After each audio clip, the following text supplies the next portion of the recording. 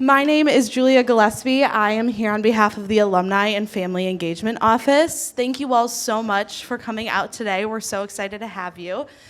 I am here to give just a little spiel about an amazing thing that we have called the Hope College Connection. It's an online platform. Students, alum, friends, faculty, and staff, anyone can sign up. And it's a really great networking, connecting platform where students can reach out to alum and friends can reach out to each other. So if you go to hope.edu/Hope College Connection, you can learn more about it. We have videos and all those kind of things. So again, we're so thankful to have you all here and so excited to welcome our panelists. But first, I'm welcoming Stephen Maiullo, the Dean of Arts and Humanities, to introduce our guest.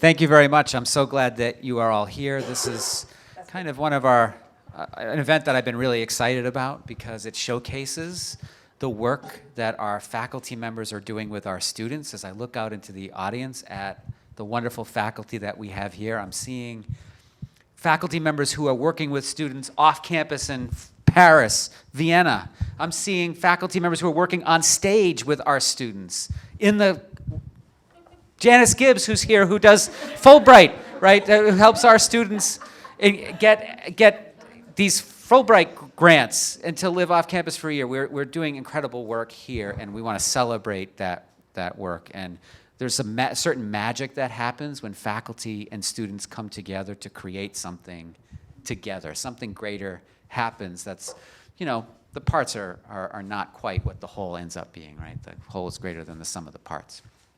So here in this event, we are trying to celebrate or to bring full circle a project that started here between a wonderful faculty member and a group of students. And that faculty member has just completed a book on Isabella Stewart Gardner. It's called Chasing Beauty, The Life of Isabella Stewart Gardner. It's a remarkable book, and it shows Natalie's genius, Natalie Dykstra's genius, who I'm going to introduce her in a second, but she did that work with the students that you see here in front of you who are engaged and who help that work along and who are out in the world now doing wonderful and amazing things. And we wanted to have an opportunity to show the great work that happens here at Hope College. So without further ado, can I introduce Dr. Natalie Dykstra, Professor Emerita of English. Yeah.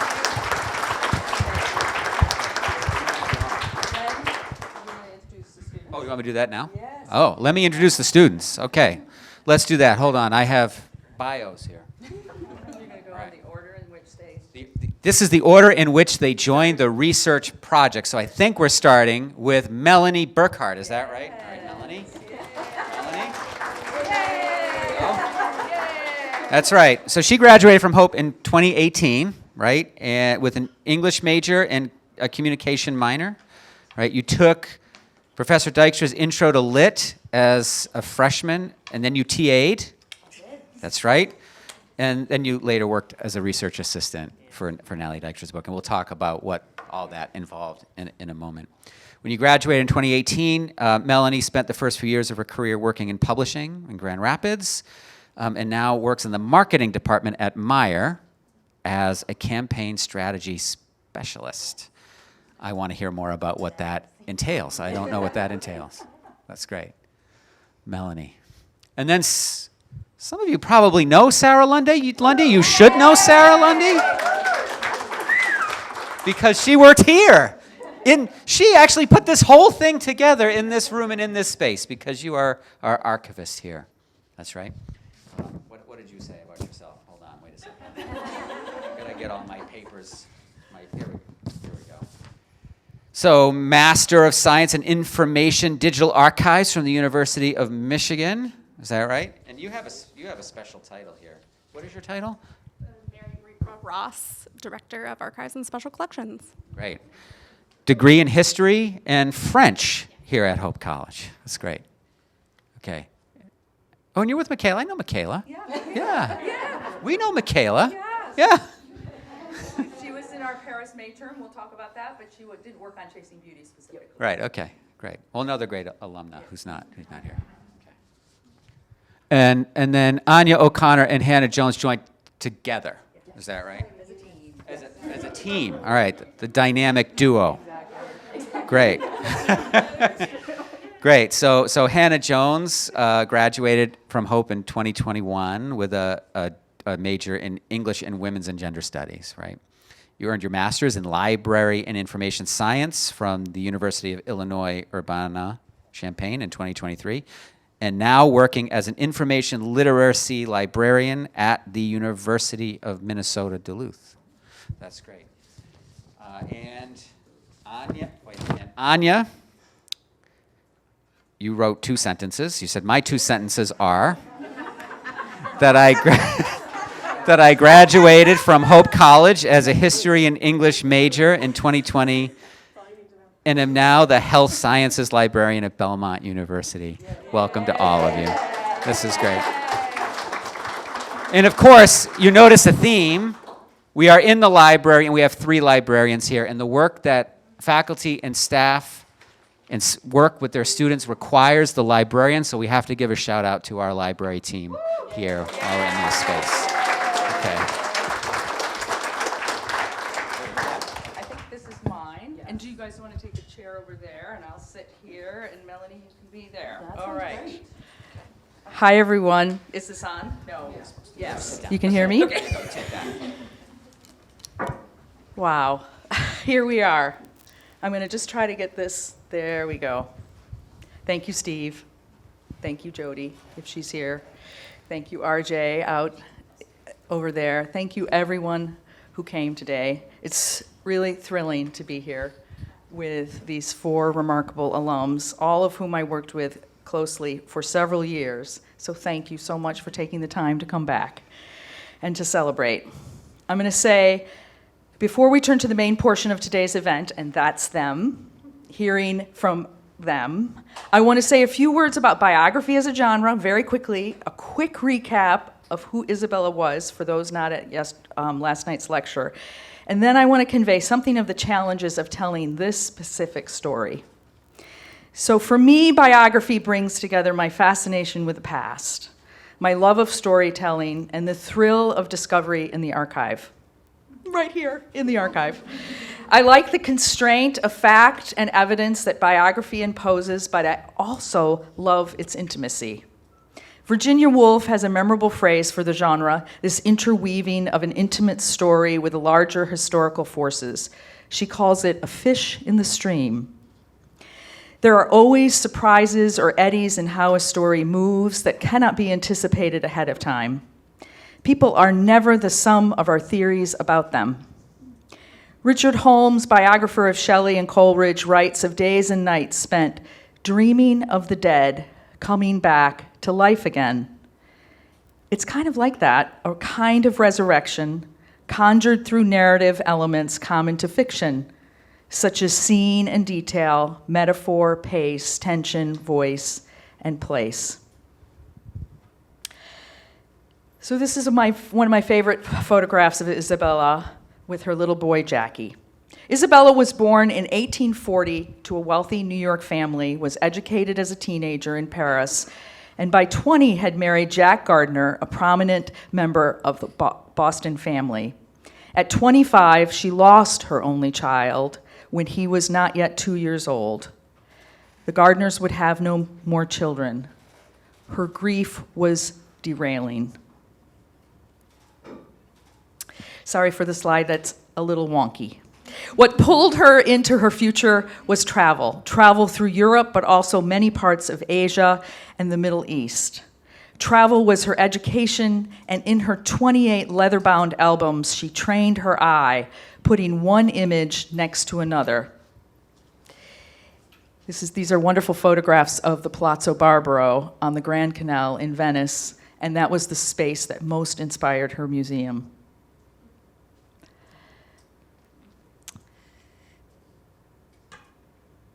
This practice of putting these photographs and these images together in her travel album is something that she would do on a much larger scale at Fenway Court, which was the name of her museum prior to her death in 1924, and which is located on Boston's Fenway.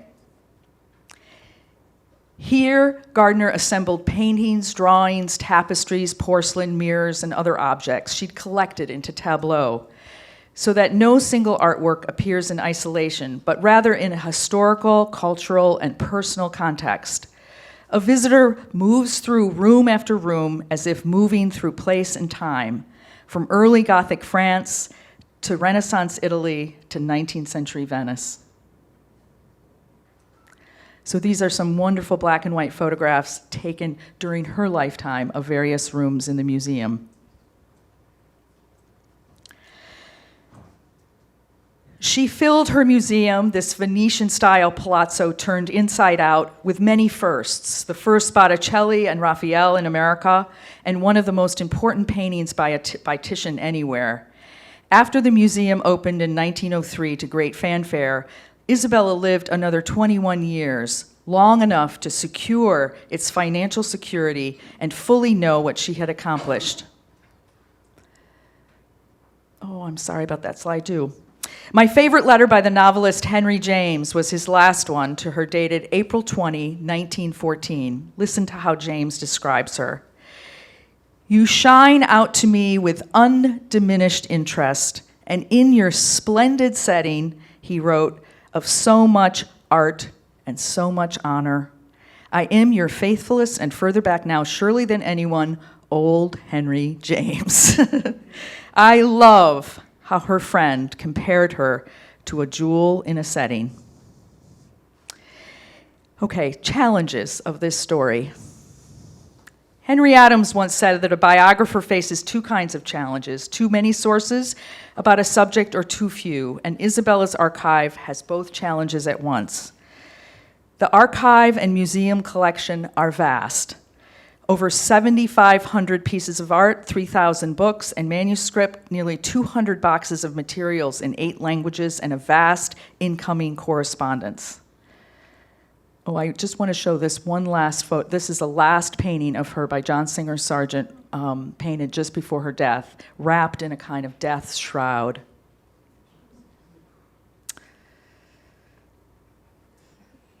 There are letters like this, faint and written both horizontally and vertical, to save paper. Those were fun to transcribe.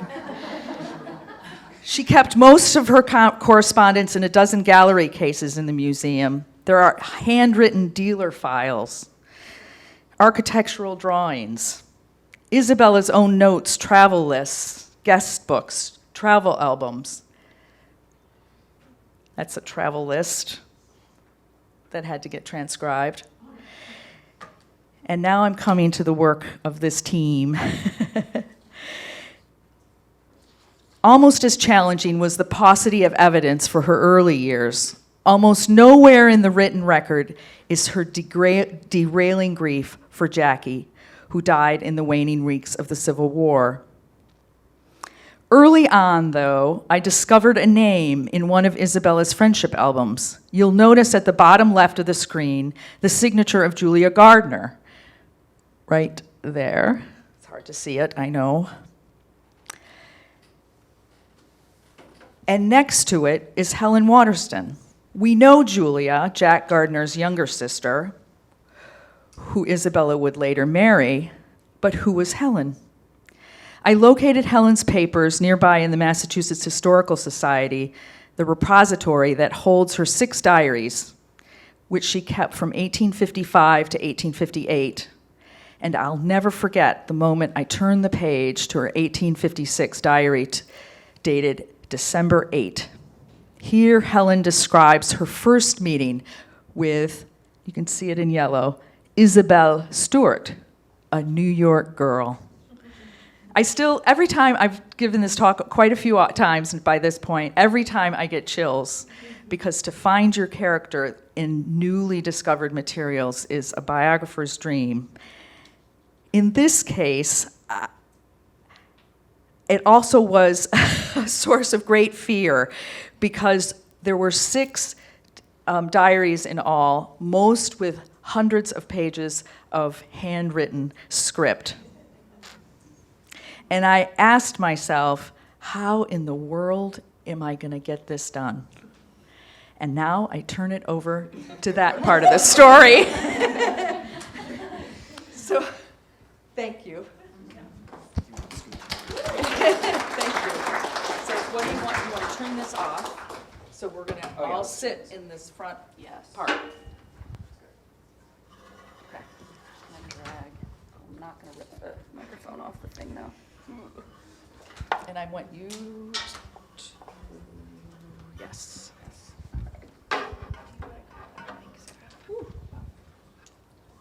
Yeah. As long as nobody trips on any cords, that's a success. Let's talk about great. I'll just sit over here. Oh, okay. That's good.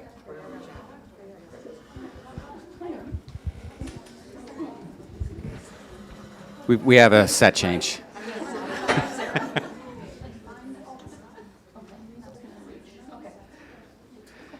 Okay, well, I'm just going to ask some questions here of our panelists, and then we'll open it up for any questions that you might have. And I guess the first question I have is, how did you get involved in this project at all? How did you get involved? Let's start there. Do you want to start you first? I'm first. I will start. Great question. Yes. So, as you had already mentioned, I was a student in Professor Dykstra's 248 class my freshman year. At the end of that semester, she invited me to be her TA, and then I don't know how the conversation really started, but that relationship then, I don't know, we just... She was really good at her job. No. She was really, really good at being a TA. Oh, thank you. I think I sort of have this memory of you, it starting, you saying, I have my next book, and I think this is going to be it. And you had started to get into it and realized you needed a research assistant. So I guess I was the first, and got to start the journey, and then worked for the next 2 years with you, 2, maybe a little bit more, doing research. So really it just was a student-professor relationship, friendship, and then turned into a great working relationship, and now friends as well. So that's how I got started. Great. I had worked with the history department as a student, and I remember one day I got a surprise email from Natalie asking if I wanted to work on research with her, and specifically go to Paris and do some archives research there. It's a once-in-a-lifetime opportunity. I'd also studied abroad in France the semester before that project, so it was a really interesting chance to stay in France a little bit longer and do some work that I was kind of edging toward. I'd been interested in museums, interested in libraries, but still trying to figure out, what do I do with a history and French degree? And so to get an email for that kind of opportunity was let's try this out, and start to think that way. And then it was amazing. It was a great experience outside the classroom to work in an archive and see the research process from a different perspective. And then that research continued my senior year and a little bit afterwards, when I was kind of out in the world, working my first job, thinking about grad school.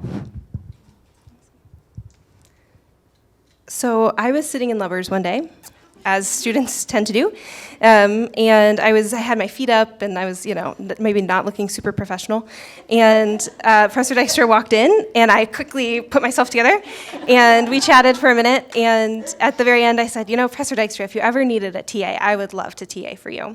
And she said, sure. So I ended up TAing for her, and then in the middle of that class where I was TAing, Hannah and I were angling to go to Boston.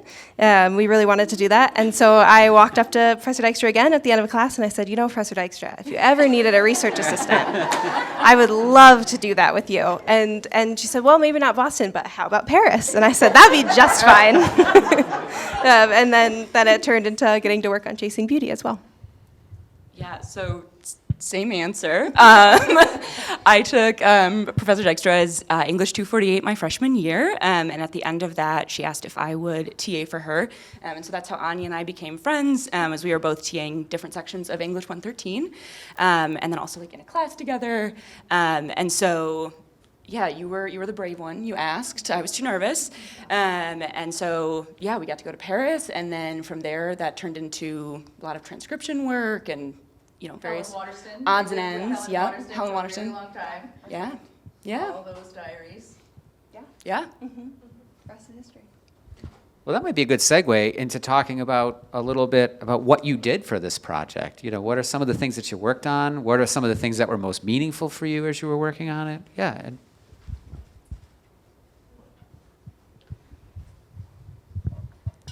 I did a whole range of things that I hadn't ever thought about as archival research. One was looking for day-to-day life for Isabella. What was the weather like?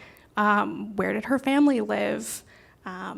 What school did they go to? What classes did she take when she was in Paris? And also just getting to see her as a real human being. I think it's easy to think about these more famous characters. She's associated with the museum. She's well known, but think about them as normal human beings like the rest of us, and dig into some correspondence and see that. And to this day, that's one of my favorite types of archival record is the letters, the postcards, the stories that people write down. But transcribing from French to English her letters to her friends, to her parents when she was a student, you get to learn about her as a person. And so it wasn't what I had in my mind as archival research, and instead getting to kind of see what goes into writing a biography of this type, archival research outside the classroom, outside of a history paper.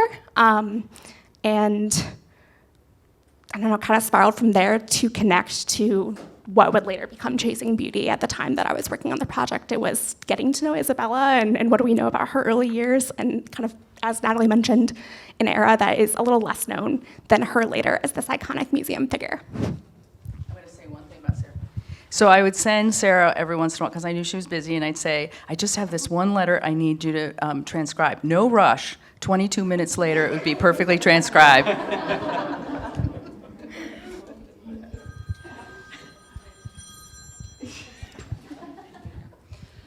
Yeah, so Aine and I worked a lot on transcribing the Helen Waterston diaries, and so that was really fun for the most part. Her handwriting was like, okay.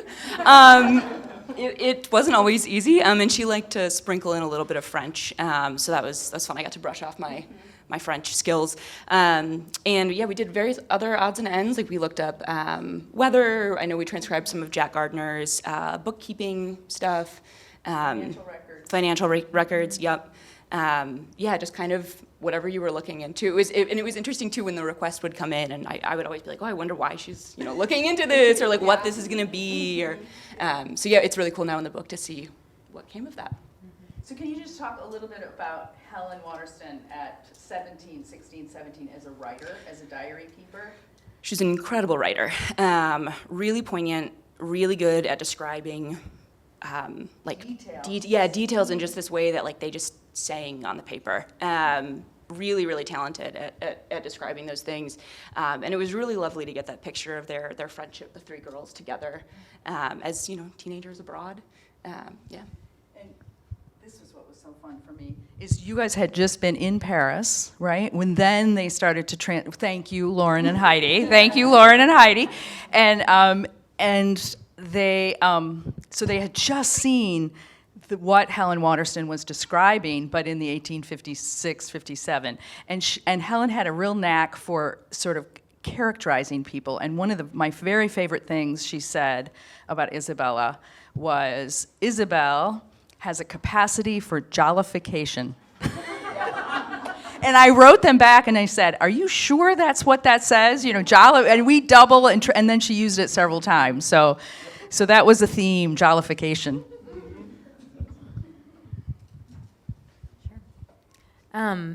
Similar, lots of transcribing. We were joking at lunch how we all went through the struggle of trying to interpret some of Isabella's handwriting in certain moments. It was very slanted, which was fun and difficult at times. But I did not go to Paris, but I did go to Boston, which was also wonderful. Paris was not nothing on the wrong with table Boston. yet. I don't know. Boston was great. Added perk to being in Boston was I did get to go to the museum with Professor Dykstra, and that was pretty much the best tour guide you could have. Walking through that museum, I got like the background on every single, why something was a certain place, and that was really special. And spent a day at Harvard at the Houghton Library doing research, and this was some years ago now that I was doing this, so I was trying to remember, and I went back in some things and saw that I transcribed something from Henry James and T.S. Eliot, and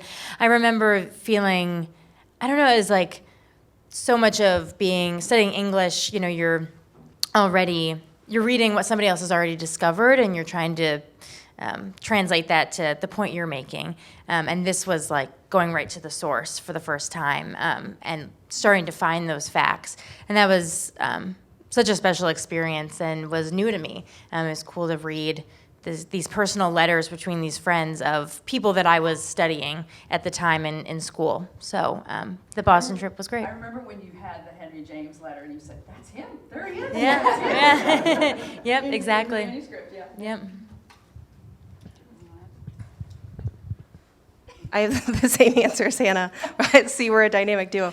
But I will say that something I think all four of us did outside of just transcribing and doing that was we cheerleaded the book. We were really enthusiastic about it and excited to get to be a part of the process. And I think it can be hard as a writer. You can feel like you're isolated and on your own. And I think we all were just really enthusiastic and just thrilled to get the chance to do it. And so all of us helped with that. I would test out some of my ideas with them because they're so darn smart, and that was really helpful to me to sort of say, hey, what do you think? Is this interesting? Would you want to know more about this? That was incredibly helpful. We had for coffee this morning, and one of the things we said is you don't write books alone, not even close, right? And I was just so fortunate to have this company. So, Aine, I'd like to pick up on something that you just said. Students in the audience, when you get frustrated, like writing a paper or something, right? You've had that experience with your research project, and I'm wondering, are there moments, how did you stay motivated when things got hard? You were talking about this, right? Like you were cheerleading the book, which implies that there are moments when you're having a really hard time in the research. So can you talk about something that maybe was challenging for you and how you were acting as cheerleaders for yourselves or for one another? Yeah, I think something that comes to mind, Hannah and I were looking at the old transcriptions in Helen's diary, and we saw the number of red question marks that we didn't know what a word was. And it would get discouraging sometimes because you couldn't put together the full story because you just couldn't read it. And I think it was helpful that both of us were there to kind of bounce ideas off of what could this word be with each other. So I think so many of us are librarians, no research happens alone, and being able to ask for that help and jump on that is a skill that I think I really was helped by doing this project. In a similar vein, research doesn't happen right away. It's a time-intensive process, and in many ways it's an iterative process where you keep going back to what you've worked on before. And I can remember many moments where similarly I wouldn't know what the research writing said. Cursive is difficult. And then other times that you just aren't clear what the context is to something, to take a break, to come back, to give yourself a brain break, and give yourself some grace to continue working on it later. I think that's a really useful research skill, and it's a useful life skill that I learned as part of this project.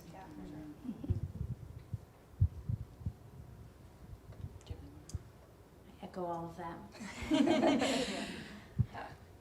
Yeah, it was definitely at times difficult. I think the four of us probably would describe ourselves as naturally curious people.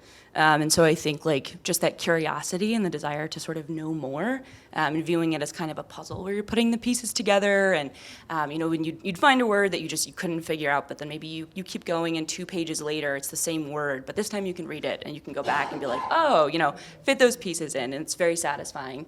And so I think being able to hold on to those moments when things are going well, and to have friendship or camaraderie with other researchers, so you don't feel so isolated in it. And and that it is iterative and it takes time. And I think in the research process, like failure is inevitable and good. And it's like really cheesy, but it's always an opportunity to learn from your mistakes, or just to change course and pursue a new direction that you didn't think you'd initially look into. But that's always sort of an opportunity to pivot. Yeah. Great. I'm going to ask one more question before I open it up to the audience. And if you could go back to before you like applied to Hope College, right? And you were thinking, what am I going to do with my life? Like, what were you going to do before you saw Natalie Dykstra in Lubbers Hall and said, can I TA for your class, or can I go with you to Paris? Like, you know, what did you envision you were going to do? And imagining where you are now, like what was that transition like for you? I was going to be the center fielder for the Boston Red Sox. I didn't know about the rest of you. But, yeah. Go ahead. Yeah. I want to tell that story you told this morning about I'll tell my story. You can hop in. You're part of the story as well. So I always thought that I would be doing something in education or in academia. My parents are both in that world, and I didn't know that other worlds existed.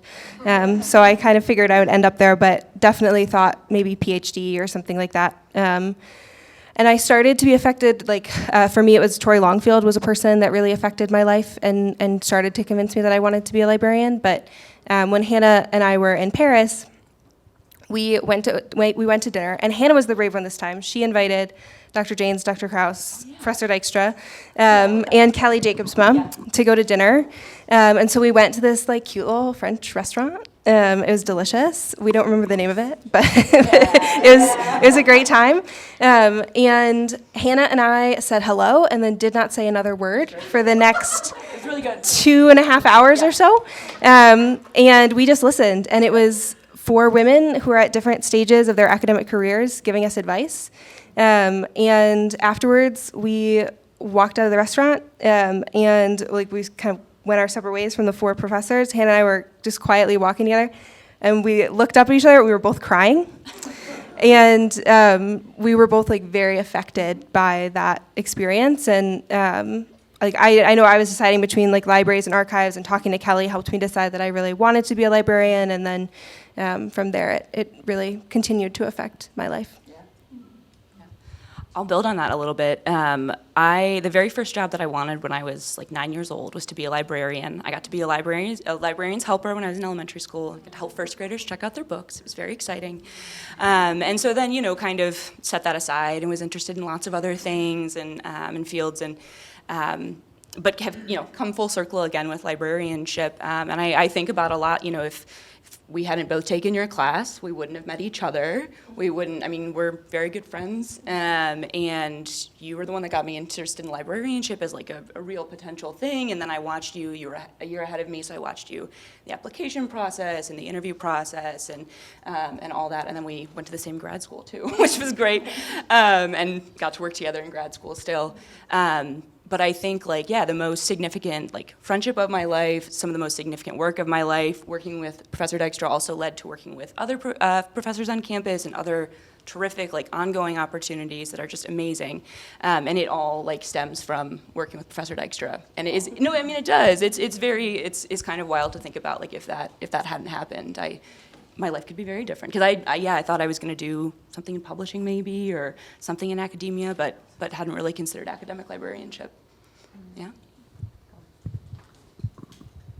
So you asked what did you think you wanted to do before even coming to Hope, and really I didn't know. And I think that's a lot of people as well. I didn't know what I wanted to do.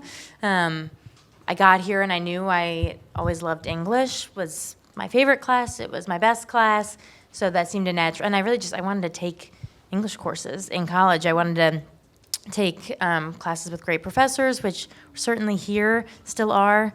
And so that's what I did, and I kind of declared that major and still said, I don't really know what's gonna happen with this, but I know I enjoy it. I know there's something here, so I'm just gonna keep going. And similarly, working with Professor Dykstra, every year of my college experience, and honestly, starting to work on the book, I was kind of at the beginning of, the very beginning stages of how a book ends up on a shelf, right? It has to be written and it has to be researched and all of that. Kind of made me interested in, what happens when the book is done, and then how does it get into the world, and sparked the publishing interest. And I think I had mentioned that to Professor Dykstra in a meeting, and she immediately said, well, you should come to Boston and can get a meeting with my publicist at her publishing house and just talk and ask questions. And so that's what I did. And she, I asked her a ton of questions too about just the publishing world. And I got some really great advice in that meeting from her publicist, Megan, and just how to get your foot in the door of a publishing job. And so I just kind of kept following these little nudges, and ended up, in an internship and then a job, and that job ended me in a marketing job at a publishing house. I didn't study marketing at all, but I ended up with that job, and I got that on my resume, and now I'm in a marketing job for Maiullo, which is not where I ever thought I would be. But it's really fun, and I've learned a lot, and I think, just encouragement of it's okay to not know what you want to do. And I think I learned so many skills throughout the research process and just my time at Hope that I still use in my job today. I mean, I'm the only non-librarian on alumni up here, but if you love the arts and you love what you're doing, just keep going and kind of follow those nudges of, I like this, I don't like this, so okay, I'm going to keep looking for something over here, and that's kind of the journey of an arts major, I think, sometimes.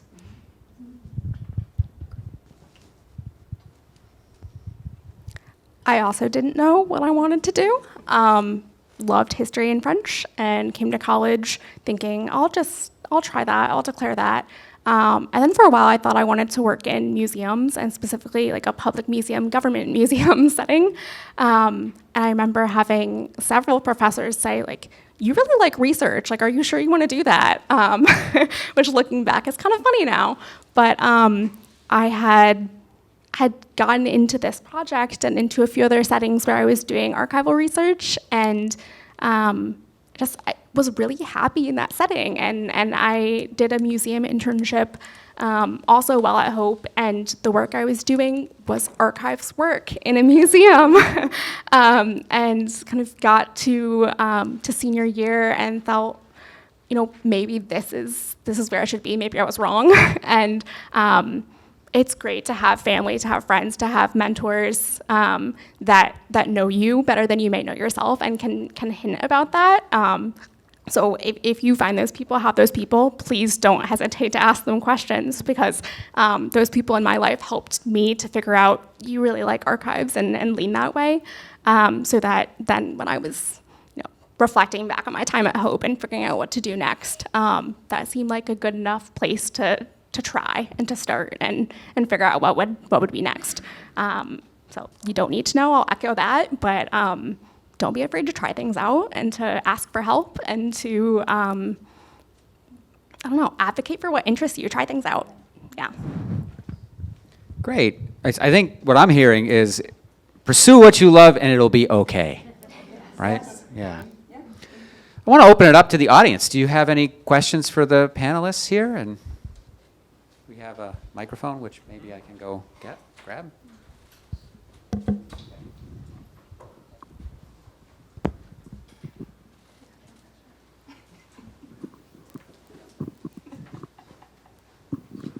Thanks. Yes? Okay.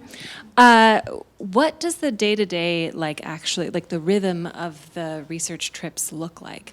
Like, how long did you guys take in Paris? How long did you take in Boston? And then what does that daily routine even consist of?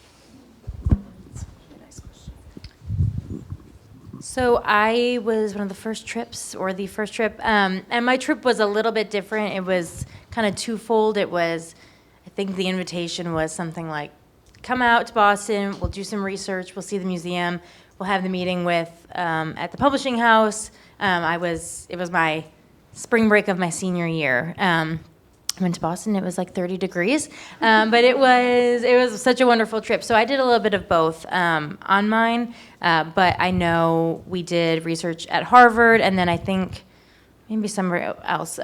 So it wasn't.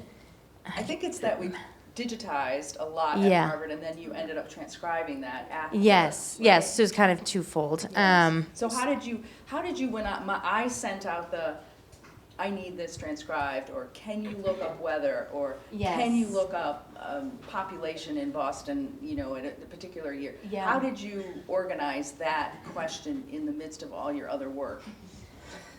Right. Is there a funny answer to that? No, I think something that was great is we would meet fairly regularly, but then we would do a decent amount over email. And honestly, you would give kind of a timeline and then of when you needed it, and then say, is that doable? And I felt like I had permission to say, yep, absolutely, or what, I need another week. I've got papers due this week, or something like that. So it was a great lesson in prioritizing work and my own schedule, which I have to do all the time now in my job.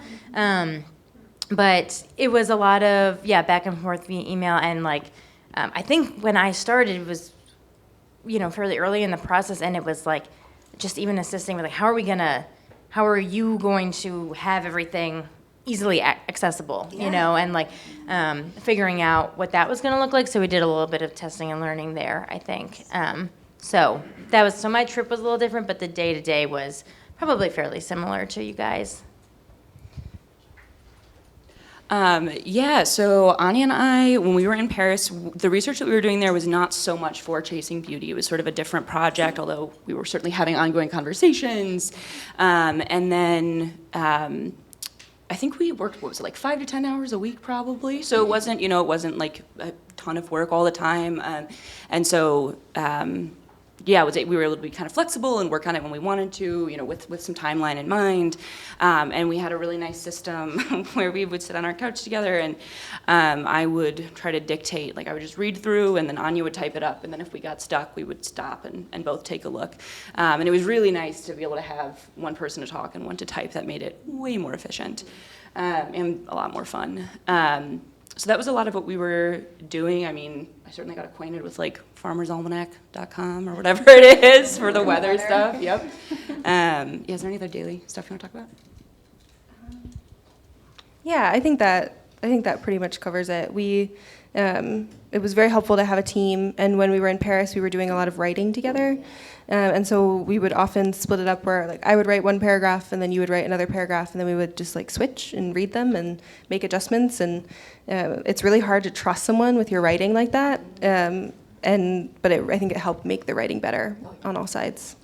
And we're still doing that. If you want to read the English blog, a couple months ago, we wrote one together and did exactly that. So it's a skill that we still use. I guess I have two comments on this question. The first is when you're in a research trip setting like Paris or Boston, often you're there because either the resources are there or you're trying to get a sense for the context of the research you're doing. And experiencing Paris is a part of telling that story. So there's the daytime, you're in the library for this many hours and you're working on the project, and there's the cultural experience side where that's research too. To walk down a street and feel what Haussmann Paris looks like is a part of understanding what France was like at Isabella's time. Similarly, she was an American in Paris, and we were also Americans in Paris. And so you're getting a little bit of a sense of what does it mean to be a non-fluent speaker, to see these areas as a non-native. I think that's a valuable research experience when you're on a research trip. And so if you ever have the opportunity, take advantage of it. It's a really cool way to look at research. The second point is more about the day-to-day on campus or back in the US research.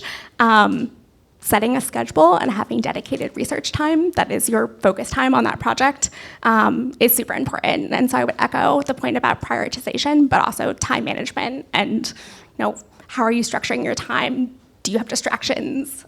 What questions do you have that can be answered in the moment? And what do you have to pause and say, I'm going to focus on this and come back to that later? I think that's a life skill for college. It's a life skill for work. And it's just a general, useful skill as you work with other people. Yeah. Great, thanks. Other questions? I have a question from our online viewer. They are wondering, Natalie, what got you inspired to want to write the book, and how did you get the team excited about the research on Isabella? Oh, well, I think you can see that the second part of the question. I mean, they were just so they were so interested, and they were such good students, and that's why I asked them, right? I mean, I could tell. And so, and of course, her story is, part of the story that they were working on intensely was when she was young, in her teenage years and early 20s, right? Which is also their age. So I knew that that would have some interest to see a 19th century woman at that at their age. So it was really fun to hear them. What was interesting to them, or what made them laugh. That was really fun for me, from that point of view. And it's invaluable for a writer to have different generations engaged with your material. So that's the second part. The first part is, that's a long process to decide. It took me 18 months to finally say, okay, I'm going to do it, because I was pretty afraid. I mean, it's a very big story. It has a museum with her name on it that's iconic in Boston. And so, there were a lot of challenges, and then just the scale of her length of her life. She lived to 84 years. There were so many friends. It was this wide social circle, and then just this enormously important art historical story. She was the most important woman collector of her time. And she had so many firsts of what kind of paintings she collected. So that just felt like hugely, I just felt an enormous sense of responsibility, because it's a true story, and people are so attached to the museum. They have such intense reactions to being in those spaces. So you don't take on something like that lightly. But then it also seemed like this enormous opportunity, and I felt like there were several themes in the book that I felt like I had something to say. Specifically, her her spiritual life, I felt like hadn't been really told before, and I thought I had something to say about that. And then I've always been interested in the relationship between beauty and loss, and I was very, very moved by her capacity to stay open to life after such catastrophe in her early 20s. It would have been so easy for her to sort of cave in on herself, and instead, as she gets older, she gets more and more interested and curious. I think what I loved most about her is just this intense curiosity, even to the end of her life, even after she's paralyzed by a stroke. She's writing to a young friend in Paris saying, "Thank you so much for telling me about that church. I did not know that before. I'm so interested in that," at 83. And that's a remarkable character, and I thought, I want to live with that character. But my first email to the archive at the museum was dated March 2014. So it takes a long time, a big story like this. But I had amazing help. Thanks. Other questions?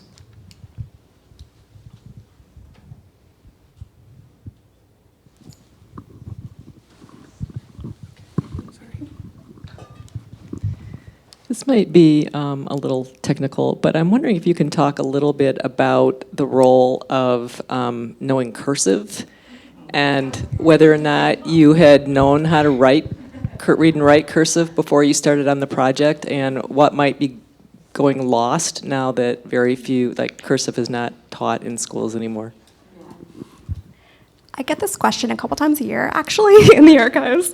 I did learn cursive as a student in elementary school, but my siblings did not, just a few years after me. And I think that that's a big change in our American school system, and a big change in how we look at the past, too. So much of the written record is in cursive, but I don't say this to say that it's inaccessible anymore. I think it can all be learned. So as we were all dealing with these archival materials, transcribing, you learn the subject's handwriting. You learn how Isabella wrote. You learn how her friends wrote. And sometimes that's part of that repetitive, iterative process too. It's maybe you don't get it the first time, but you continue to look. It's a super handy research skill if you're in the arts and humanities, and it takes practice, but it's definitely possible. And I think as we enter an age that is much more digital and much more cursive, I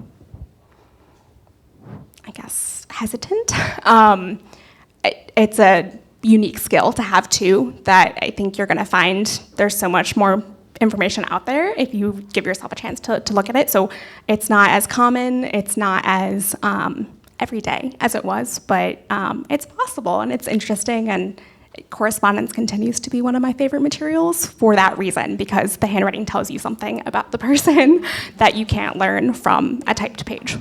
Yeah, as needed and as helpful as transcriptions are, there is nothing like holding the real thing in your hand, and you cannot do that unless you know the handwriting a little bit. I mean, Jean Petit, who I know is here, sent me over to the archives in my freshman year, and I had to hold these letters that were written by a World War I soldier who was stuck in Russia.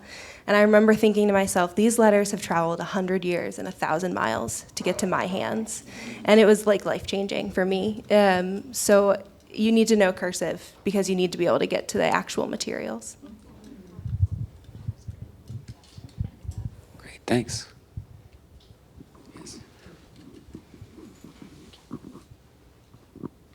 So you shared that you kind of had a eureka moment when you found Helen's diaries with the description of Isabella. Were there any other moments that were super exciting when you found something you didn't even know you were looking for? Probably the other part of her early life was this connection with Grace Church in New York City at the bend of 10th and Broadway. She was, her father was a founding member there. And so I was starting from the beginning. I decided I wanted to write the book in time and grow with her. And so I went to New York and went to a service there. And I noticed in the back right this beautiful stained glass window. And it said, in memory of Adelia, David, and James Stewart. And I knew that those were the names of Isabella's siblings, who had all died by the time she was the only surviving member of her family by the time she was 40. So they had all passed away, but her parents were living still. And they had, in response to that loss of those children, had erected this beautiful stained glass window. And that church is so beautiful. And as I was sitting singing those hymns, I thought, oh, her parents responded to this catastrophic loss through color and light and art. And I thought there's a through line from that to Fenway Court. And then I reached out to the archives there at Grace Church, and they were thrilled because they had never known quite that connection. They knew they were somehow related to Isabella Stewart Gardner, but they didn't know exactly the story. And so last May, I was able to give a talk in the sanctuary of Grace Church in New York, telling that story, and that was really very thrilling to close that circle. So that would be high on the list. Helen, Grace Church. There's always these little sketches that Jack, there was a playfulness to their relationship that I could see in sketches that he gave her during their courtship. That's always really, biography, it lives and breathes with the sources, right? So, but the Grace Church comes to mind. Thank you for that good question. Any other questions? Time for maybe one more. Oh, you're here. I'm sorry. You're just closer. Sorry. I was just wondering, this is a question a bit more about your writing process, but I was wondering, how did you deal with wanting to tell a more narrative story about the life of Isabella Stewart Gardner versus wanting to relay all of this dense historical information that you were discovering? That's really hard. That's why that quote, a fish in the stream, right? You need the stream. You need to give the social context for the story you're telling, but you can't let go of your fish. You know, you can't, there's a line that people use, you can't not see your character on every page. She has to be on every page. You can't go into these long digressions because the reader loses intimacy then with the character. So everything has to be about closeness to her, that the reader feels close, and that she feels somewhat alive, right? That something comes alive about it. And the other thing is you put all your arguments about historical forces and who she might be and all that goes in the endnotes. Because biography is a story, right? You're telling a story of this person. And so I always look for anything you can see, hear, feel, touch, because through the senses, if you can convey her world through the senses, the reader's going to be able to envision through the senses. So, and you practice, you know? You write bad chapters, and then you write a little bit better chapters, and then they get a little better, right? So you practice and practice and practice and practice. So, thank you for that wonderful question. If I had one piece of advice for work and being in school, and that was unbelievably helpful and was in front of me when I was working, is build one good day. Figure out what you need to do that day, and then build one good day. That's how books are written. Anything's built. Thank you. Thank you. Thank you. Thank you very much, panel. Yes.